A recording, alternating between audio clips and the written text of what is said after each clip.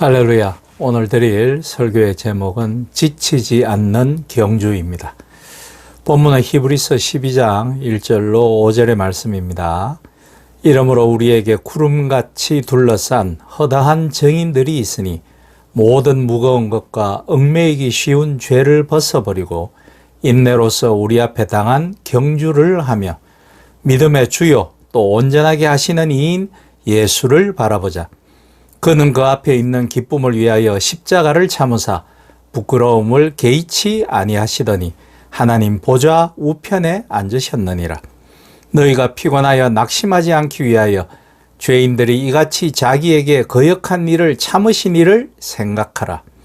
너희가 죄와 싸우되 아직 피 흘리기까지는 대항하지 아니하고 또 아들들에게 권하는 것 같이 너희에게 권면하신 말씀도 잊었도다. 일러스되 내 아들아 주의 징계하심을 경히 여기지 말며 그에게 꾸지람을 받을 때에 낙심하지 말라. 아멘.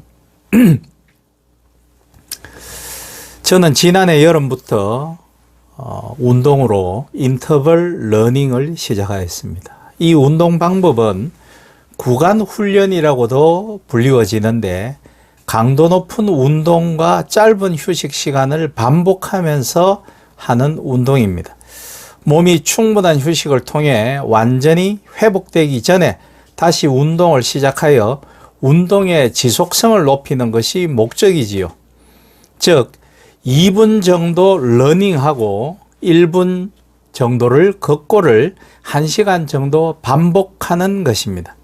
그랬더니 예전보다 오래 달릴 수 있었고 호흡이 안정적이 되어 갔으며 체력이 좀 좋아진 것 같습니다. 달리기를 처음 해보는 사람이든 달리기 경험이 많든 또는 프로든 달리기를 하면서 숨이 차거나 지칠 때가 있을 것입니다. 얼마나 신체적으로 건강한지와는 항상 관련이 있는 것은 아닙니다. 지치지 않고 달리기 위해서는 몸이 필요한 것들을 챙기고 몸을 준비시켜야 하죠.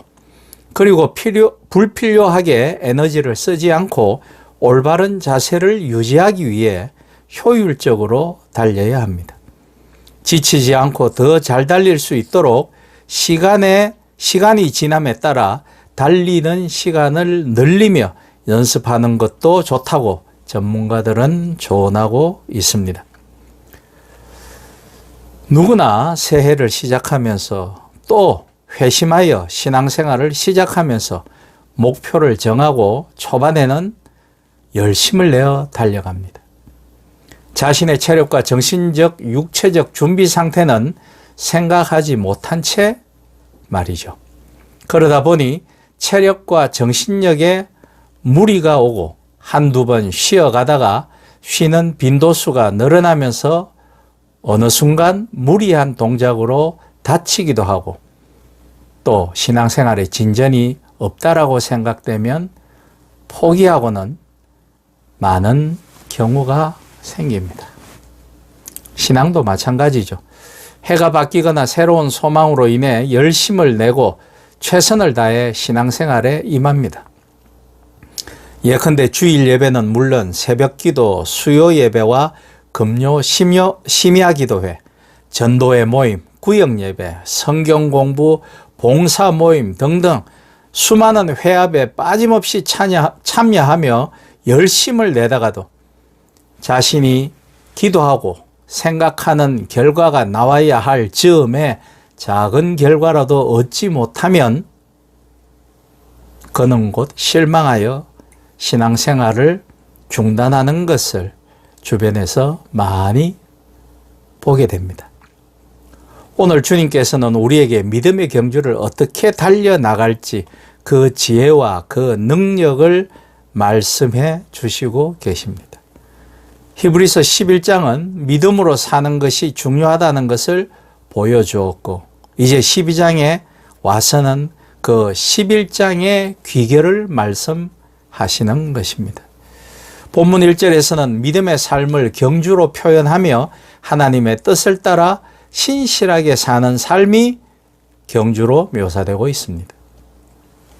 이 믿음의 경주를 잘하는 것에 관해 히브리서 기자는 몇 가지 충고를 해주고 있습니다. 12장 첫 단어는 이러므로로 시작합니다. 이는 11장을 12장과 이어주는 중요한 이언말이죠. 히브리서 기자는 11장을 쓴 이유는 12장 1절로 13절을 말하기 위해서입니다. 기자는 1절 말미에 인내라는 주제에다 달리기 경주의 모티프를 입힙니다. 다른 종목들과 달리 육상은 다른 이들과의 경쟁에 앞서 자신과 싸워야 하는 종목이죠. 즉 극기해야 된다는 거죠. 더군다나 단거리가 아닌 42.195km를 뛰어야 하는 마라톤 경기라고 생각을 해보면 생각이 온통 경기에 집중되어야 하고 옷차림이나 꾸밈새도 되도록 경기에 맞는 차림새로 해서 몸을 가볍고 자유롭게 해야 하는 것이죠. 그래서 모든 무거운 것과 얽매이기 쉬운 죄를 벗어버리라는 권면이 더 실감나게 다가옵니다. 모든 무거운 것을 돈과 권력을 향한 욕심이라고 생각해 보면 어떨까요? 얽매이기 쉬운 죄란 우리가 별로 죄의식조차 느끼지 않고 아무렇지도 않게 저지르는 죄라고 보면 어떨까요? 그러므로 믿음의 경주는 방해되는 모든 것을 떨쳐버릴 수 있고 버릴 수 있는 결단이 필요한 것입니다. 출발선에서 준비하고 있는 경주자처럼 우리는 죄와 우리를 억누르고 있는 것들, 무거운 것들을 내려놓고 떨치지 않으면 경주에 참여할 수 없는 것입니다. 믿음의 경주는 결승전까지 몸과 마음으로 인내해야 합니다. 기자는 인내로서 경주하며 라고 표현합니다. 혼자만의 싸움으로 끈기와 인내가 필요합니다. 바르게 신앙생활 하려고 결심하고 열심을 낼 때 누구도 알아주지 않는 고독한 일과 억울한 일이 닥칩니다. 그래서 찬송가 212장은 겸손히 주를 섬길 때 괴로운 일이 많으나 구주여 내게 힘주사 잘 감당하게 하소서라고 우리의 신앙적 결의를 다지고 있습니다.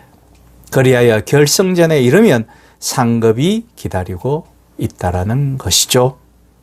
끝까지 인내하면서 달려가야 합니다. 1등을 했다고 얻는 상급이 아니라 완주했을 때 얻는 상급입니다. 성도들은 지속적으로 믿음의 경주를 하고 있습니다. 그 경주에 대한 결과를 알고 있기 때문에 고독하고 어려운 일들과 힘겹게 싸워 나가고 있습니다. 결승전에 다다를 때까지 멈추지 말고 달려야 합니다. 끝까지 한순간도 시선을 놓치지 말고 오직 예수 그리스도께만 고정하고 달려가야 하는 경주입니다. 믿음의 경주를 할 때 매우 중요한 것이 있습니다. 그것은 바로 기준입니다. 얼마나 경주를 잘 하는지 자신을 바라보면 스스로 자만할 수 있고 다른 사람과 비교해 보면 자신이 모자라게만 늦게만 또는 뒤처지게만 느껴져서 스스로 위축되어 흔들리게 될 수도 있습니다. 그러나 속도와 등수는 주님의 관심사가 아닙니다. 이 경주의 본질을 먼저 깨닫는 것이 그래서 중요합니다. 다만 우리에게 필요한 것은 목적지까지 포기하지 아니하고 달려가는 것입니다. 2절에 믿음의 주여 또 온전하게 하시는 이인 예수를 바라보자. 그는 그 앞에 있는 기쁨을 위하여 십자가를 참으사 부끄러움을 개의치 아니하시더니 하나님 보좌 우편에 앉으셨느니라. 너희가 피곤하여 낙심하지 않기 위하여 죄인들이 이같이 자기에게 거역한 일을 참으신 일을 생각하라. 라고 2, 3절에 우리를 교훈하고 있습니다. 경주할 때 중요한 것은 결승점을 기억하거나 바라보는 것입니다. 최선을 다해 달리는 경주자는 다른 것을 보거나 생각할 겨를이 없습니다. 믿음의 좋은 경주자는 결승선이신 예수 그리스도만을 바라보며 달려야 합니다. 믿음의 기준은 오직 예수 그리스도입니다. 그래서 본문에 예수를 바라보자고 말합니다. 예수님을 바라볼 때 처한 상황에 낭망하지 않을 수 있습니다. 때로는 선한 일로 인해 교만해질 수 있고 실패한 일 때문에 낙심될 수 있습니다. 예수 그리스도를 바라보면 이러한 것을 이겨낼 수 있습니다. 최선의 경주는 그 경주 자체를 예수님께 고정시키는 것입니다. 누가 더 잘하느냐, 누가 더 빠른지 달리는 자들끼리의 경주가 아닙니다. 때로는 같이 어깨를 메고 발을 맞추어 포기하지 아니하고 함께 모두가 예수 그리스도라는 결승선까지 가는 것이 바로 오늘 말씀의 중요한 포인트입니다. 예수 그리스도께서는 지금 어디에 계십니까? 성도들이 바라본 예수님은 하나님 보좌 우편에 앉아 계십니다. 성도들에게는 그것이 큰 위로가 됩니다. 그 예수님께서는 성도들을 위해 수많은 일들을 완성해 놓으시고 하나님 우편에 앉아 계십니다. 그래서 믿음의 주, 온전케 하시는 주라고 되어 있습니다. 주님을 바라볼 때 그 믿음의 경주를 달려갈 수 있고 우리는 모두가 승리자가 될 수 있는 것입니다. 어려운 일들에 당면되었다고 가정하면 자신이 힘든 십자가의 삶을 사는 것 같이 느껴질 수 있습니다. 하지만 예수 그리스도를 묵상하게 되면 예수님께서 우리를 위해 당하신 그 고난은 훨씬 큰 어려움을, 공포를 극복하셨다라는 것을 깨달을 수 있을 것입니다. 당신의 십자가가 무엇이든지 예수님 어깨에 지워졌던 십자가의 무게보다 훨씬 가볍다라는 것을 깨달을 것입니다. 예수님께서 인내하신 것을 생각해 보면 우리들도 다시 새 힘을 얻을 수 있는 것입니다. 예수님이 걸으셨던 그 비아 돌로로사, 그 고난의 길, 그 고통의 길, 그 배신당한 아픔의 길, 죽음을 향한 공포의 길, 그것을 생각한다면 우리의 경주는 훨씬 가볍고 쉬운 길일 수 있을 것입니다. 3절과 4절에서는 다시 너희에게로 관심을 돌려 권면을 이어갑니다. 우리는 예수님의 본을 따라 제자도를 실천해야 합니다. 죄인들이 거역하는 상황에서 인내하신 예수님처럼 우리도 동일한 싸움을 감당해야 합니다. 이런 상황에서 우리 영혼이 쉽게 낙담하지 않으려면 예수님을 생각하고 그분께 초점을 맞춰야 합니다. 그렇지만 당시 히브리서 독자는 지금 죄와 맞서 싸우고 있는 중입니다. 아직 피 흘리는 상태까지 이른 것은 아닙니다. 여기에서 피는 순교를 상징하는 것이죠. 예수님께서는 하나님을 바라보았습니다. 하나님을 바라보았을 때 하나님께서 주시는 능력이 있습니다. 그랬기 때문에 우리 주님은 그 믿음의 경주를 십자가까지, 죽음까지 달려갈 수 있었습니다. 그래서 우리에게도 주를 바라보라고 말씀하십니다. 이것이 승리할 수 있는 유일한 길입니다.